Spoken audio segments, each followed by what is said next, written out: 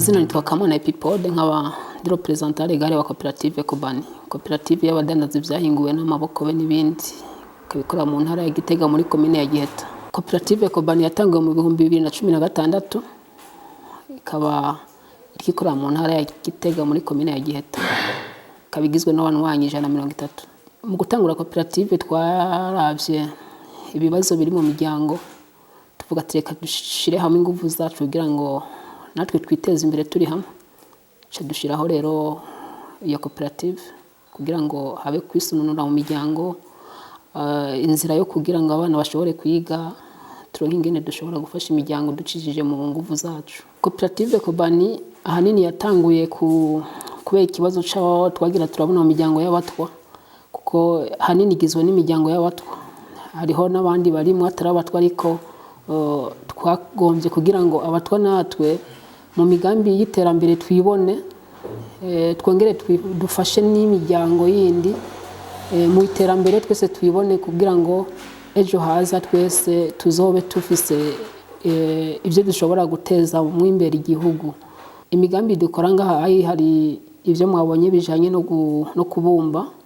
Tuburiko turabumba ibintu bijanye na kijambere kugira ngo tugira amasoko y'ibyo dukora, kuko inkono kera zari zifise akamaro n'uyu munsi ziragafise ku bakazi, kuko inkono uyu munsi nta masoko zifise. Twagombye kubumba ibintu bishobora kugira amasoko nk'amavaze ashobora kudufasha mu mahoteli. Mwabonye ko harimo n'amavaze ameze nk'ayatobaguye, ariko ajya amavaze nayo adufasha kubijanye no gushiramo amatara hanyuma akagira umuco mwiza. Rero ku muganuro w'umwami ababayeho kera, inkono yari ifise agaciro aho bashobora kuyikoresha bariko baravuza ingoma, hanyuma bakihereza biri mu iyo nkono. Mugabo ikibazo twagiye turagira nuko niyo bariko baragomba ko ingoma igira agaciro, inkono bayibagiye. Rero uyu munsi turiko turerekana yuko ibumba rifise agaciro mu gihe bo riha ikibanza, dushobora gukora ibintu byiza bishobora kuja ku masoko mpuzamakungu, y'amasahani ava mu makungu, natwe dushobora kuyikora ngaha mu Burundi akagira agaciro, amasahani n'ibindi. Ibindi dukora ngaha turakora ibintu byo kushariza ibidede. Mwabonye ko hari ibyo dukora ngaha ku mugambi twashigikiwe na PASAC mu Burundi mu buryo bwavuye muri Union Européenne. Turiko twigisha urwaruka rushika 60 ngaha nyene.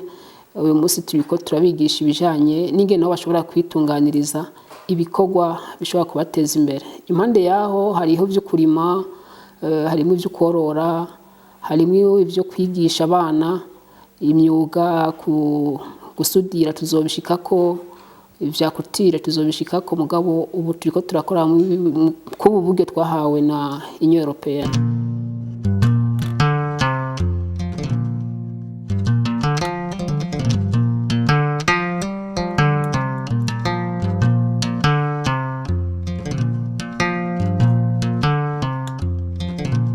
Akunguko kariho kuko ugerageje kuraba ibyo twakora kera uyu munsi, navuze ko bimeze nk'ivyibagiwe, nubwo bavyibagiye abanyagihugu benshi.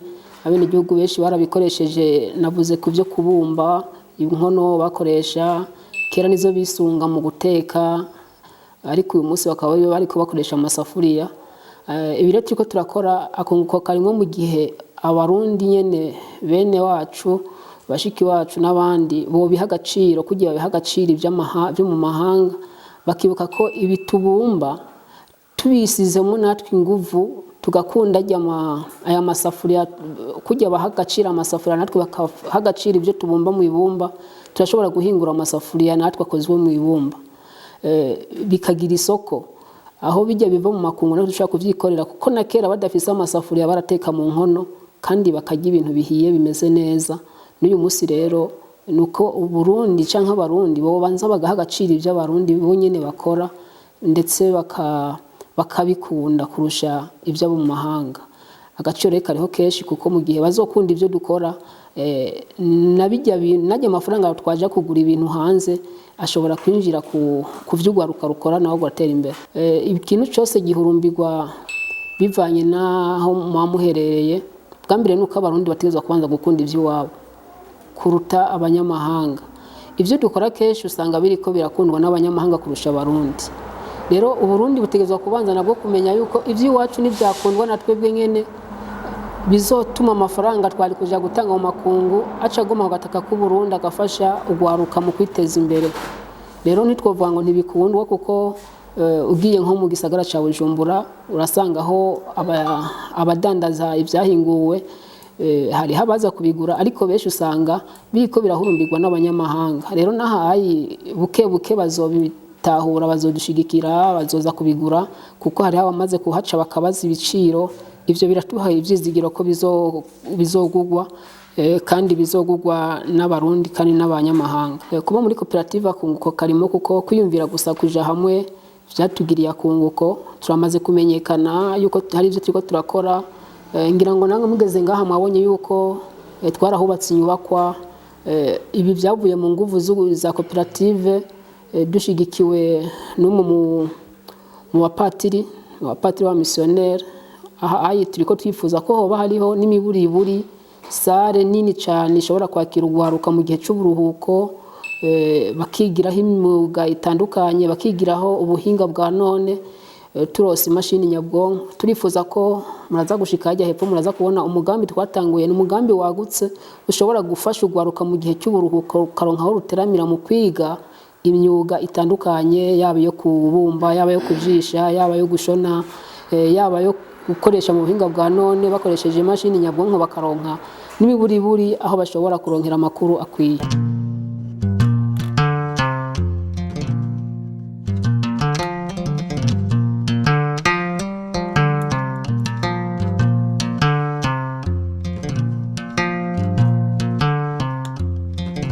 Uyu munsi ishirahamwe ridufasha umugongo twovuga yuko ari Union Européenne, umugambi wayo wa PASAC Burundi baradushigikiye mu migambi yo kwigisha ibishanye no kubumba, kujisha ivyo by'ubudede hamwe no kujisha amashakoshi avuye muri ivyo bita César. Ubundi adushigikiye ni umupatiri umwe ariko aradushigikira yitwa Bernard, ni mu missionnaire d'Afrique, ariko aradushigikira mu kudushigikira aho tunaniriwe agashira mu kuboko.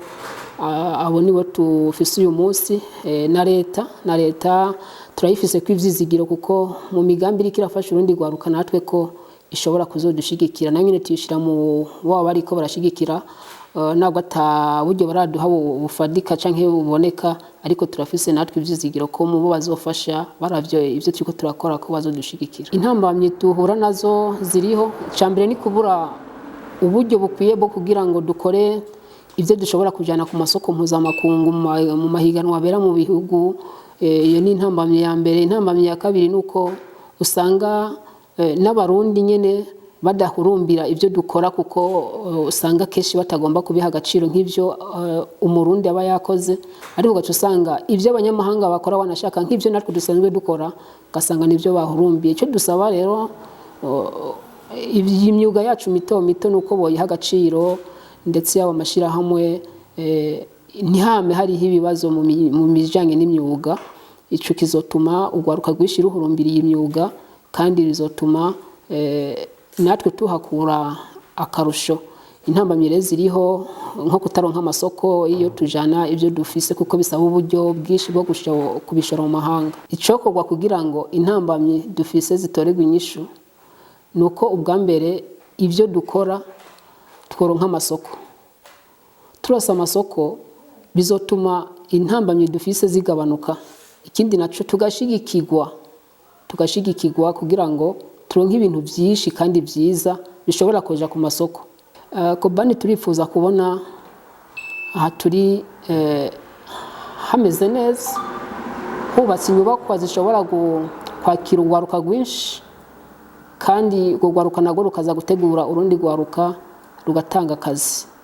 Turifuza rero Kobani kubona haye ubuzohashika wese ashobora kuronka, hashobora guteramira, akaronka icyo ashobora kufungura, akaronka icyo ashobora kuhagurira yipfuje gikorezwe ngaha mu Burundi, ndetse hakabonekaho naho ugwaruka gwinshi cyane goma aka karere ushobora kuronka aho rushobora guteramira cyane mu gihe cy'uburuhuko, aho rushobora kudasamara. Koperative Kobani iri mu ntara ya Gitega muri komine ya Giheta, hafi cyane yo ku Kirato, hepfo ya deseye Giheta. Telefone ni 71 32 08 08 cyangwa 67 85 90 30.